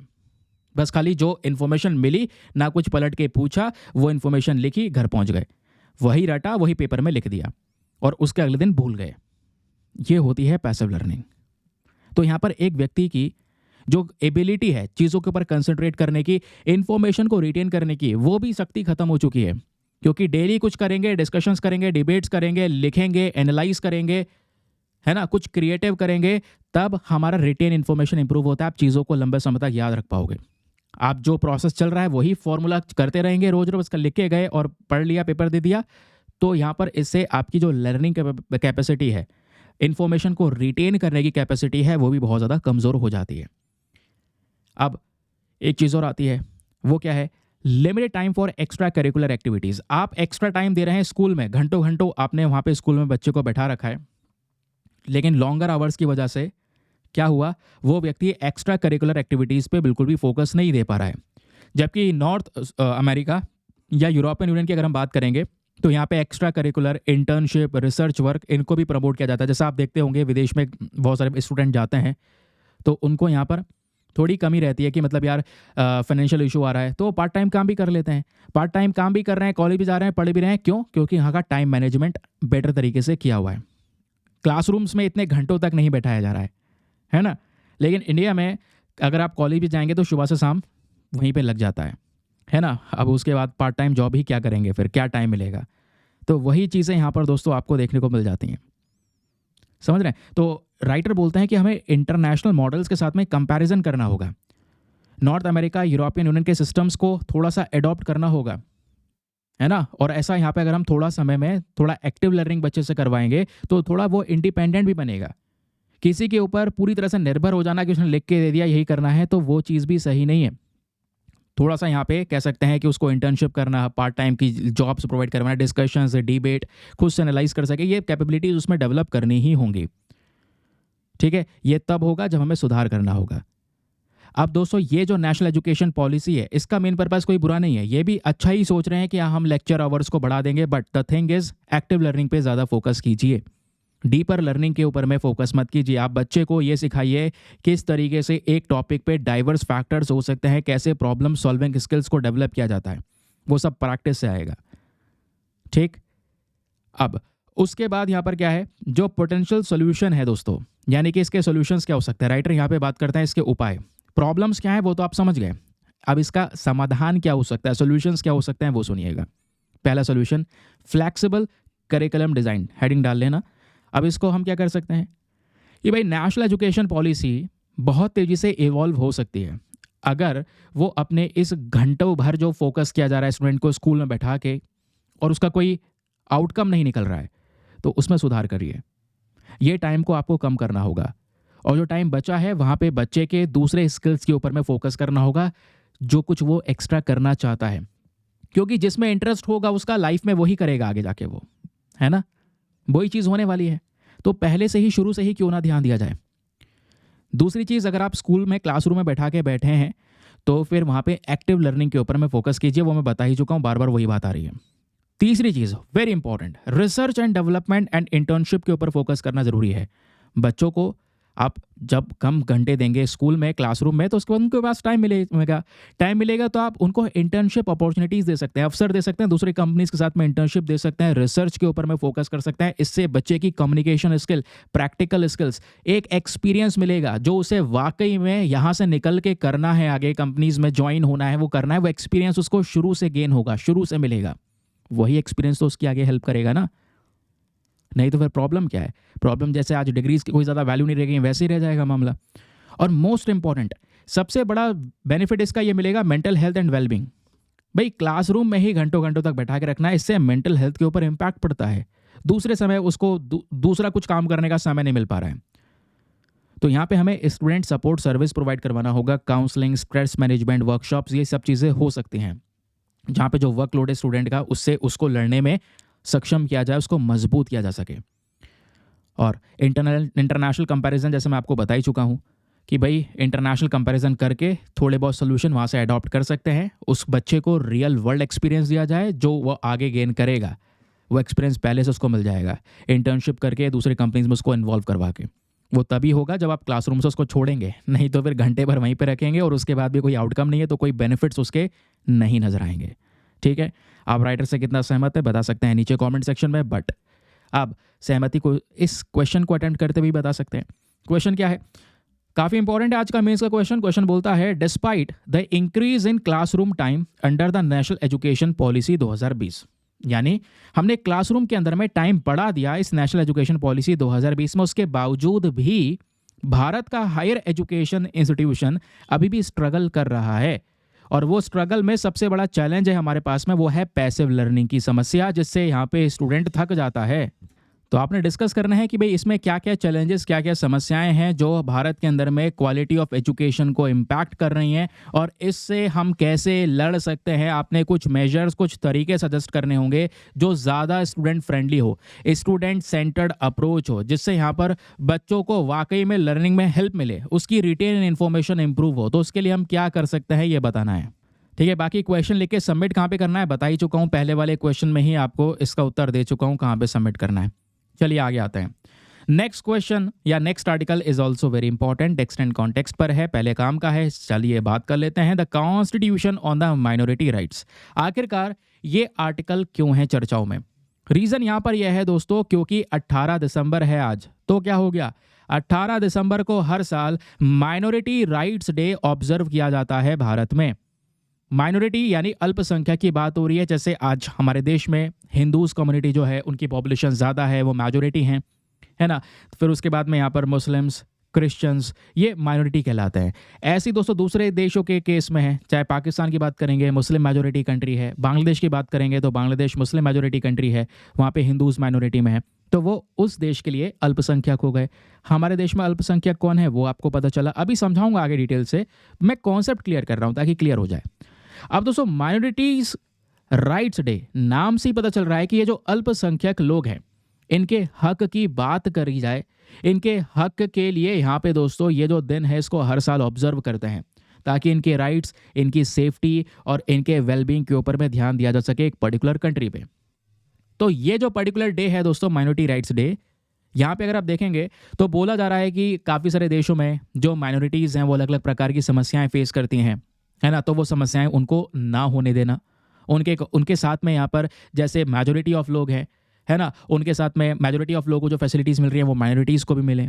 इक्वालिटी, जस्टिस, जो भी यहाँ पे कॉन्स्टिट्यूशन राइट्स देता है वो सभी राइट्स को इम्प्लीमेंट करना सभी लोगों के लिए, है ना, ये यहाँ पर बोला जाता है।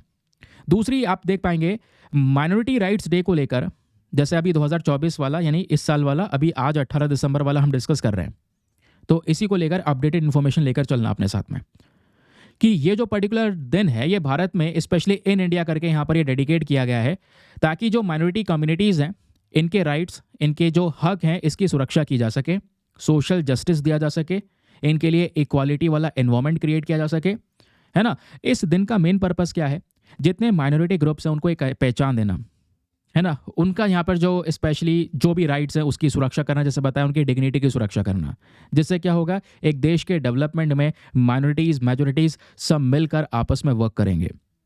तो माइनॉरिटी डे को लेकर ये कुछ बेसिक फैक्ट हैं। कब ऑब्जर्व किया जाता है? 18 दिसंबर को। इस बार मतलब वैसे तो हर साल 18 दिसंबर को होता है, 2024 में आज वेडनेसडे है तो 18 दिसंबर को ऑब्जर्व कर रहे हैं। थीम क्या है? डाइवर्सिटी प्रमोट करना, राइट्स की प्रोटेक्शन करना। सबसे पहली बार भारत में यह दिन ऑब्जर्व किया गया था 2013 में। कौन सी ऑर्गेनाइजेशन है जो इसको ऑर्गेनाइज करती है इस दिन को? तो ऑर्गेनाइज करने के लिए दोस्तों हमारे पास में है नेशनल कमीशन फॉर माइनॉरिटीज़। अब माइनॉरिटीज़ के सुरक्षा के लिए अलग से कमीशन बनाया गया है। इस दिन का इंपॉर्टेंस क्या है, इनके राइट सेफ्टी की बात करना बता चुका हूँ, है ना। फिर यहाँ पे आप देख पाएंगे कुछ और ग्रुप्स भी आते हैं, religious, linguistic, cultural minorities. Religion के आधार पर माइनॉरिटी आपको देखने को मिल जाती हैं, ठीक है। उसके अलावा यहाँ पे भाषा के आधार पे भी माइनॉरिटीज़ हैं कि भाई ये भाषा बहुत कम बोली जाती है, बहुत कम लोग बोलते हैं, वो भी कह सकते हैं लिंग्विस्टिक माइनॉरिटी कहलाती है। समझ रहे हैं? तो इन सबको प्रोटेक्शन कहाँ से मिलती है? भारतीय संविधान से। इंडियन कॉन्स्टिट्यूशन में बहुत सारे आर्टिकल हैं, लेकिन इसमें आर्टिकल 29 और आर्टिकल 30 सबसे मेजर है, ठीक है। ये मेजर आर्टिकल है, अभी बताऊंगा इसके इन आर्टिकल्स के बारे में भी डिटेल्स आपको समझाऊंगा। तो माइनॉरिटी राइट्स डे के बारे में इतना तो आपको समझ में आया। अब दोस्तों यहाँ पर सुनिएगा कि इस माइनॉरिटी डे का इंडिया में जो इम्पोर्टेंस है वो क्या है, वो भी आप समझ गए कि भाई इसके बारे में अवेयरनेस फैलाना, लोगों को इक्वालिटी देना, उनके राइट्स की सुरक्षा करना, वही सब चीज़ें वापस से बोली जा रही हैं। तो इंडिया में माइनॉरिटीज़ हैं कौन, चलिए ये बात करते हैं। भारत के अंदर माइनॉरिटीज़ को हम अलग अलग सेक्शन में धर्म के आधार पर माइनॉरिटी कौन है, भाषा के आधार पर और उनके कल्चर के आधार पर माइनॉरिटीज़ को हम डिफाइन करते हैं। जो नेशनल कमीशन फॉर माइनॉरिटीज़ है, ये कमीशन जो माइनॉरिटीज़ के प्रोटेक्शन, उनकी हक की बात जो करता है, इन्होंने 6 अलग अलग जो रिलीजियस कम्युनिटीज़ हैं, 6 अलग अलग यहाँ पर आप कह सकते हैं जो रिलीजन है, उनको इंडिया के अंदर में माइनॉरिटीज़ के तौर पे एक पहचान दी हुई है। वो 6 रिलीजन कौन कौन से हैं? सबसे पहले मुस्लिम्स हैं।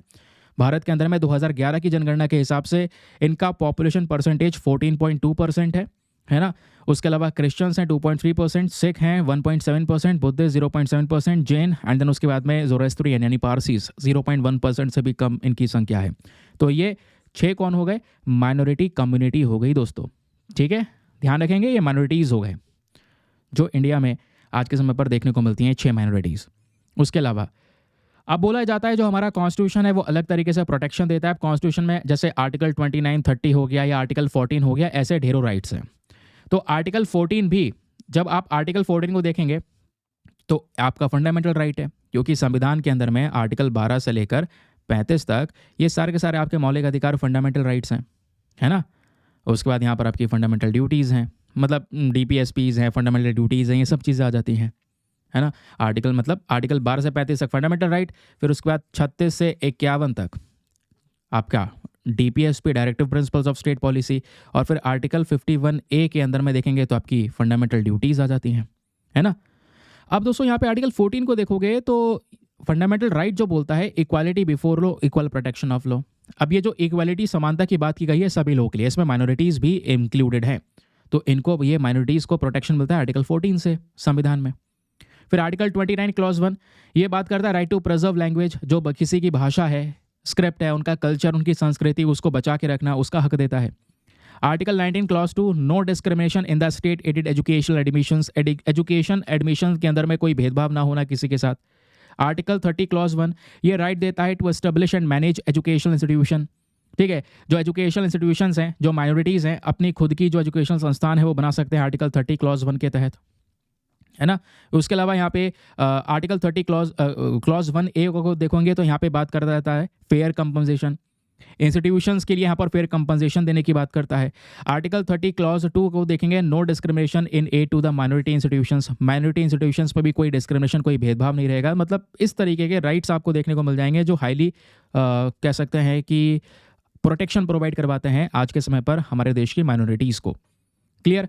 अब दोस्तों यहाँ पे माइनॉरिटीज़ को लेकर कुछ और स्पेशल डेटा है, सुनिएगा, क्योंकि आज मैंने जैसे बोला देश के अंदर में इनके हक की जो बात करने वाली बॉडी है वो है NCM, that is national commission for minorities. अब इस कमीशन का मेन अहम रोल क्या है, ज़रा सुनिएगा। ये जो कमीशन है इसको हमने 1992 में बनाया था हमारी भारत सरकार के थ्रू, एक एक्ट के माध्यम से बनाया गया। तो उस एक्ट का नाम है national commission for minorities act 1992। क्यों बनाया गया था पता है, कारण, ताकि जितनी माइनॉरिटीज़ हैं उनका एजुकेशन अपलिफ्टमेंट किया जा सके, उनको भी यहाँ पर बाकी सब लोगों की तरह जो इक्वल ट्रीटमेंट है वो मिल सके। तो यहाँ पे शुरुआत में अगर देखेंगे तो 5 रिलीजियस कम्युनिटीज़ थी जिनको माइनॉरिटी का दर्जा दिया गया। बाद में ज़ोरास्ट्रियन को भी ऐड किया गया, तो 6 कम्युनिटीज़ यहाँ पर ये हो जाती हैं, है ना। मतलब इनिशियली यहाँ पर 5 रिलीजन कम्युनिटीज़ आपको देखने को मिल जाती हैं, तो इनको एज अ माइनॉरिटीज़ देखने को मतलब ये दर्जा दिया गया था। फिर उसके बाद यहाँ पे आप देखेंगे तो जो NCM है, that is national commission for women, ये आज के समय पर इनके हक की बात करता है, पता है। तो वही सब इसके फंक्शंस हैं, उन्हीं फंक्शंस को देखा गया कि माइनॉरिटी को कोई कंप्लेंट है, इनके कोई प्रॉब्लम है, तो वो यहाँ पर वो कंप्लेंट दर्ज करवा सकते हैं NCM के पास में। NCM उस कंप्लेंट को देखेगा, है ना, इनके कल्याण के लिए वर्क करेगा, इनके सोशो इकोनॉमिक डेवलपमेंट में कितना प्रोग्रेस हुआ है उसको देखेगा, ताकि और प्रोग्रेस किया जा सके। तो इस सब के लिए NCM नाम की बॉडी को तैयार किया गया है। ठीक, क्लियर हो गया। चलिए आते हैं आगे नेक्स्ट अगले न्यूज़ आर्टिकल की तरफ। तो ध्यान में रखिएगा, ये जो 6 है ना, इसमें जैन्स, मुस्लिम, क्रिश्चियन, सिख, बुद्धिस्ट, जोरेस्ट्रियन, इसमें जैन्स भी इन्वॉल्व हैं। तो यहाँ पर तब उसके बाद 6 होती हैं, वैसे इनिशियली ये 5 थे, ऐसे यहाँ पर आपको ध्यान में रखना है। चलिए आगे आते हैं। अगला न्यूज़ आर्टिकल भी बहुत ही ज़्यादा काम का है, और अगला आर्टिकल बेसिकली आज का हमारा न्यूज़पेपर का डेटा पॉइंट है। डेटा पॉइंट बात करता है China is the world's largest debt collector. अब डेट कलेक्टर है ये, तो डेट कलेक्टर मतलब बहुत सारा जो पैसा है इन्होंने उधार दे रखा है दुनिया भर के देशों को। अब उनसे वापस से वो जो पैसा है उसको कलेक्ट कर रहे हैं, और चाइना की इसी पॉलिसी को बोला जाता है debt trap diplomacy. Debt trap diplomacy China की बहुत खतरनाक पॉलिसी है, जहाँ पे दूसरे देश को पैसा देकर पूरी तरह से उसकी ऐसी हालत कर दी कि वो अब इन्हीं के ऊपर डिपेंडेंट है। और इन्हीं के ऊपर डिपेंडेंट होने के साथ साथ प्रॉब्लम्स क्या हैं कि भाई यहाँ पे अगर वो पैसा नहीं चुकाते हैं तो चाइना उनका कोई एसेट ले लेता है। एग्जाम्पल श्रीलंका का हम्बनतोता पोर्ट। ठीक है, तो क्या क्या चीज़ें ध्यान में रखनी है, चलिए मैं आपको बताता हूँ। जब हम बात करते हैं चाइना की डेट ट्रैप डिप्लोमेसी के बारे में, तो इसमें क्या क्या चीज़ें लिखने को आती हैं, तो आप कैसे लिखेंगे। ये पॉलिसी या ये स्ट्रैटेजी वो स्ट्रैटेजी है जहाँ पे China large amount of some, यानी लार्ज अमाउंट ऑफ पैसा, जो पैसा है वो डेवलपिंग कंट्रीज़ को प्रोवाइड करवाता है, ताकि वो डेवलपिंग कंट्री उस पैसे का इस्तेमाल कर सकें अपनी इकोनॉमी को ग्रो करने के लिए, अपने देश में इंफ्रास्ट्रक्चर प्रोजेक्ट्स लगा सकें, उसलिए उनको ये पैसा दिया जाता है। ठीक, फिर अब क्या है कि पैसा दिया गया है तो ऑब्वियस सी बात है चाइना बहुत ज़्यादा हाई इंटरेस्ट पे ब्याज पे देता है। तो कहने का मतलब है ये देश के पास वापस से पैसा आएगा तो वो चाइना को उनका लोन वापस कर देगा। चाइना ने एक तरीके से लोन दे दिया इन देशों को, ब्याज भी लेगा। तो ये देश के पास में जब पैसा आएगा तो ब्याज समेत वो चाइना को उसका लोन वापस से चुका देंगे। नहीं चुका पाए तो, अब नहीं चुका पाए तो फिर क्या करते हैं, उठा उठा के अपना एसेट, अपनी ज़मीन देना शुरू कर देते हैं, है ना, या फिर चाइना की माननी शुरू करते हैं। उस देश को या तो China belt and road initiative में इन्वॉल्व कर लेता है, अपने प्रोजेक्ट्स में इन्वॉल्व कर लेता है। तो ये एक समस्या है, ये आज एक कंसर्न भी है। और इसमें चाइना की डेट ट्रैप डिप्लोमेसी का सबसे बड़ा शिकार बना है पाकिस्तान। ये डेटा में दिखाया भी गया है, ये डेटा आप देख पाओगे कौन कौन से देश हैं। पाकिस्तान है, Sri Lanka, Bangladesh, Egypt, Angola, Djibouti, Democratic Republic of Congo, Nigeria, Argentina, Laos, Cambodia. ये वो देश है जिनको पूरी तरह से बर्बाद कर रखा है चाइना ने पैसा देकर। तो अगर आप देखेंगे तो सबसे पहले है पाकिस्तान। दोस्तों पाकिस्तान की जब बात करते हैं तो 2023 तक अगर आप देखेंगे $22 बिलियन अप्रॉक्सीमेटली यहाँ पर इतना सारा बायलैटरल डेट ले चुका है। मान लो चाइना ने जितना भी उधार लिया है 60% पाकिस्तान से लिया, सॉरी पाकिस्तान ने जितना भी उधार लिया है चाइना से, वो नंबर बहुत ज़्यादा है ना। और इस चक्कर में अब चाइना की सुननी भी पड़ती है इनको।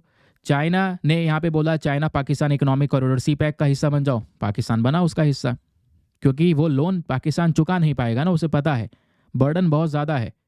और आज पाकिस्तान वो लोन लेने के बावजूद भी बहुत ज़्यादा खतरनाक इकोनॉमिक क्राइसिस से गुजर रहा है। इन्फ्लेशन बहुत ज़्यादा है, करेंसी डेप्रिसिएट हो गई है, और प्रेशर डाल रहे हैं चाइना के लोग, चाइना से लोन ले लेंगे। अब चाइना उनको लोन देने को बाकी तैयार नहीं, क्योंकि चाइना को पता है ये लोन तो वापस कर नहीं रहे हैं, पता नहीं कैसे वापस करेंगे पाकिस्तान वाले। तो अब यहाँ पर चाइना इनके ऊपर प्रेशर डालता है, भाई लोन चुकाओ जल्दी से, हमें पैसों की ज़रूरत है। अब कहाँ से देगा पाकिस्तान, दूसरे जगह पे जाएगा, IMF के पास जाएगा कि भाई पैसा दे दो, मुझे उधार दे दो। ठीक है, यही काम करेंगे, शुरू से ही हरकत कर रहे हैं।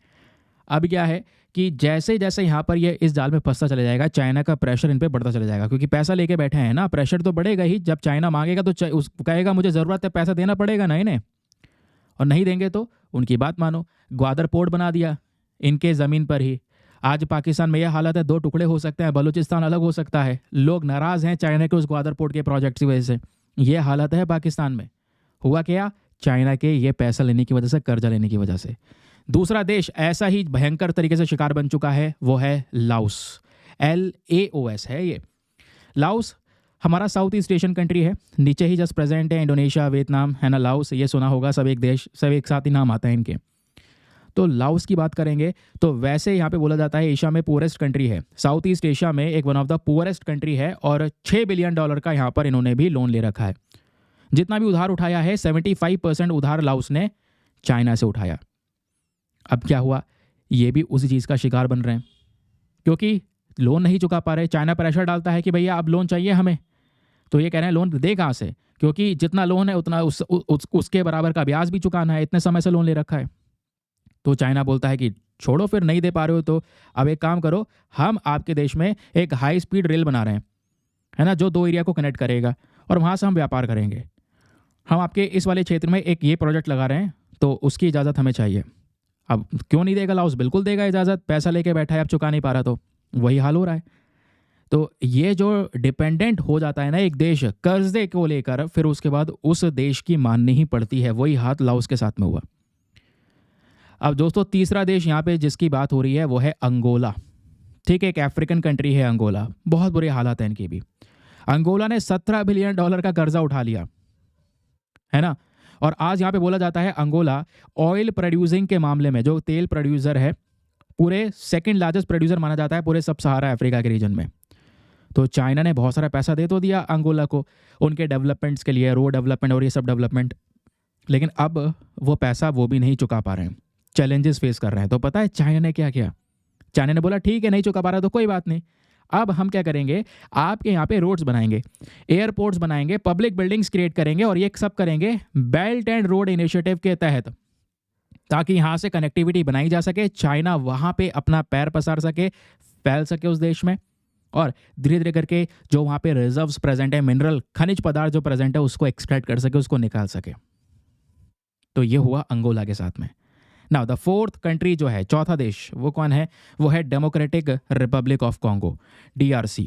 बुरे हालात, 88% तक ये कर्जा लेके बैठे हैं चाइना से। इनके देश के ऊपर 88% कर्जा चाइना से है। अब प्रॉब्लम पता है क्या हुआ कि ये तो साफ साफ मना कर रहे हैं कि हम चुका ही नहीं पाएंगे, चाइना से मना कर चुके हैं कि हम नहीं चुका पाएंगे कर्जा। ठीक है, तो चाइना ने क्या बोला कि डेमोक्रेटिक रिपब्लिक ऑफ कॉन्गो एक चीज़ के लिए जाना जाता है, आपको याद है वो क्या है? वो है कोबाल्ट। और कोबाल्ट का इस्तेमाल क्या किया जाता है? बैटरीज के अंदर में, और बैटरी से बनती है इलेक्ट्रिक व्हीकल। चाइना की स्ट्रैटेजी समझ रहे हो? केवल उस देश को इन्होंने लोन दिया है, उस झांसे में फंसाया है जो उसके लिए ज़रूरतमंद कह सकते हैं, साबित हो सकते हैं। तो पाकिस्तान में ग्वादर पोर्ट, ठीक है, लाओस में यहाँ पर केस हो गया BRI वाला, अंगोला में भी अपना प्रोजेक्ट फैला दिया, DRC में कोबाल्ट प्रेजेंट था, दुनिया का सबसे ज़्यादा कोबाल्ट वहाँ पर है। तो चाइना ने यहाँ पर, जब चाइना को पता है कि पैसा नहीं मिल पा रहा है, तो अब जोर डाल के उसी देश के अंदर कंपनीज लगा दी हैं अपनी, और वो कंपनी क्या कर रही हैं? कोबाल्ट की माइनिंग कर रही हैं, खनन कर रही हैं। तो चाइना ने भले ही पैसा दे दिया हो, अब वो कोबाल्ट निकाल निकाल के अपने देश में ले जा रहा है, जिससे इलेक्ट्रिक व्हीकल्स बनाए जाएंगे, समझ रहे हैं। और फिर उसके बाद में कोबाल्ट के मामले में वो दुनिया भर के ऊपर में थोड़ा अपना जोर जमाएगा। फिर ऐसा ही केस दोस्तों 5वां श्रीलंका के साथ में हुआ। श्रीलंका भी डेट लेकर बैठा है बहुत ज़्यादा, अब वो भी नहीं दे पा रहे, तो उन्हें बोला लो भाई हम्बनतोता पोर्ट ले लो हमसे, 99 साल के लिए रेंट पर दे दिया चाइना को। अब चाइना के लिए वो भी यहाँ पर सही साबित है, क्योंकि उस हम्बनतोता पोर्ट से इंडियन ओशन का एक्सेस मिल पा रहा है चाइना को, और हमारे बहुत ही ज़्यादा करीब है। केवल ये हालत इन देशों की नहीं है, उसके अलावा सब सहारा अफ्रीका वाला जो रीजन है, जिसमें जाम्बिया, कीनिया, इथियोपिया ये सब आते हैं, सब ने हैवी मात्रा में बोरोइंग्स की है चाइना से। लेकिन उसके बदले में एक ना एक चीज़ ये दिखाई दे रही है कि उस देश से कुछ ना कुछ चाइना ले रहा है, निकाल रहा है। इसी को बोलते हैं स्ट्रैटेजी, इसी को बोलते हैं डेट ट्रैप डिप्लोमेसी। ये चाइना की है, उधार दो और उसको ऐसे झांसे, ऐसे जाल में फंसा दो कि वो निकल ना पाए, और अपने मर्जी से फिर जो करवाना चाहते हो उस देश से वो करवाओ। तो ये है दोस्तों, इस वजह से क्रिटिसिज्म होता है। आज दूसरे देश चाइना से लोन उठाने में डरते हैं। इसके क्रिटिसिज्म भी बहुत सारे हैं। इससे उस देश की इकोनॉमिक एक्सप्लॉइट हो रही है, क्योंकि वो देश नहीं चुका पाएगा लोन, क्योंकि वो ज़्यादा ब्याज में हाई इंटरेस्ट रेट में दिया है। मजबूरी थी, उनको अपनी इकोनॉमी बचानी थी, तो ले लिया लोन। अब इंटरेस्ट के साथ में चुकाना है, तो बोला जाता है इन देशों को और लोन लेना पड़ेगा। लोन चुकाने के लिए भी ऊपर से लोन लेने पड़ेंगे इनको। तो ये एक बड़ी समस्या है, समझ रहे हैं? तो वो केस आज चल रहा है। इस वजह से बोला जा रहा है China is the world's largest debt collector in today's era. चलिए अगली खबर पर आते हैं। नेक्स्ट न्यूज़ आर्टिकल बात करता है ट्रेड डेफिसिट के बारे में। तो नवंबर के महीने में व्यापार में घाटा काफ़ी ज़्यादा बढ़ चुका है। क्यों? क्योंकि हमने इंपोर्ट तो भर भर के किया है और एक्सपोर्ट कम किया है। एक्सपोर्ट धीरे धीरे करके कम हो रहा है, जो हमारे इकोनॉमी के लिए सही संकेत नहीं है। हमारे एक्सपेक्टेशन अलग थे। हम इंतजार कर रहे थे इकोनॉमी ग्रो करेगी, एक्सपोर्ट ज़्यादा करेगी, एक्सपोर्ट ज़्यादा करेंगे तभी इकोनॉमी ग्रो करेगी, बट ऐसा नहीं हो पा रहा है। चाहे वो आपका अगस्त का महीना हो, चाहे वो अक्टूबर का महीना हो, या वो नवंबर का महीना हो, इन तीनों महीनों में लगातार इंपोर्ट बिल भारत का बहुत ज़्यादा आया है। अगस्त में अगर आप देखेंगे यही इंपोर्ट बिल $64.3 बिलियन हुआ, अक्टूबर में बढ़ गया $66 बिलियन हो गया। ठीक है, तो ये प्रॉब्लम्स है दोस्तों। अगस्त नवंबर का इंपोर्ट बिल भी हाइक हो गया, नवंबर में भी यहाँ पर ये इंपोर्ट हाइक हो गया। बताया जा रहा है diamond, gold ornament, gem jewellery, ये सब चीज़ें हम लोगों ने ज़्यादा मंगाई है, इस वजह से यहाँ पर ये हाई हो रहा है। बट प्रॉब्लम ये है कि हमें इससे ट्रेड डेफिसिट का सामना करना पड़ रहा है। ये ट्रेड डेफिसिट क्या है? ट्रेड डेफिसिट यानी व्यापार में घाटा होना। ये कब होता है? जब एक देश की इकॉनमी में हम उस देश का जो इम्पोर्ट है, ध्यान में रखना, इम्पोर्ट वो बढ़ जाए, एक्सपोर्ट कुछ ना करे।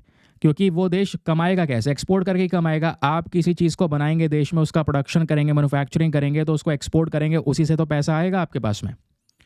लेकिन जब आप केवल इंपोर्ट कर रहे हैं, बाहर से परचेज कर रहे हैं, तो उल्टा पैसा यहाँ पे आपको खर्च करना पड़ेगा। और आजकल इंटरनेशनल लेवल पे प्राइसेस बहुत ज़्यादा हैं, तो हमें एक्स्ट्रा पैसा देना पड़ता है। हमारी करेंसी थोड़ी वीक भी है, स्पेशली डॉलर के कंपैरिजन में, तो इसलिए और पैसा देना पड़ता है हमें। तो यही बोला जा रहा है कि इन सिनेरियोज़ को सुधारे करने होंगे, और सुधारने के लिए सबसे पहले मैन्युफैक्चरिंग सेक्टर्स के ऊपर में ज़्यादा फोकस करना होगा। इंडिया को सेल्फ रिलायंट, सेल्फ डिपेंडेंट बनना है, तो मैन्युफैक्चरिंग सेक्टर सबसे अहम सेक्टर है जो एक इम्पॉर्टेंट रोल प्ले करेगा। क्योंकि मैन्युफैक्चरिंग सेक्टर पे दबदबा बनाया तो इससे ऑटोमेटिकली वेरियस प्रॉब्लम्स सॉल्व की जा सकती हैं, चाहे वो बेरोज़गारी की दिक्कत हो, क्योंकि डेवलपमेंट के लिए जब मैन्युफैक्चरिंग यूनिट्स लगेंगे तो लोगों की रिक्वायरमेंट पड़ेगी। समझ रहे हैं? तो ये करना ज़रूरी है ना। ये था दोस्तों आज का सेशन। आई होप आपको मज़ा आया होगा, बहुत कुछ जानने को मिला होगा। मिलते हैं आप लोगों से नेक्स्ट लेक्चर में। आज के लिए bye bye, have a nice day, thank you and जय हिंद।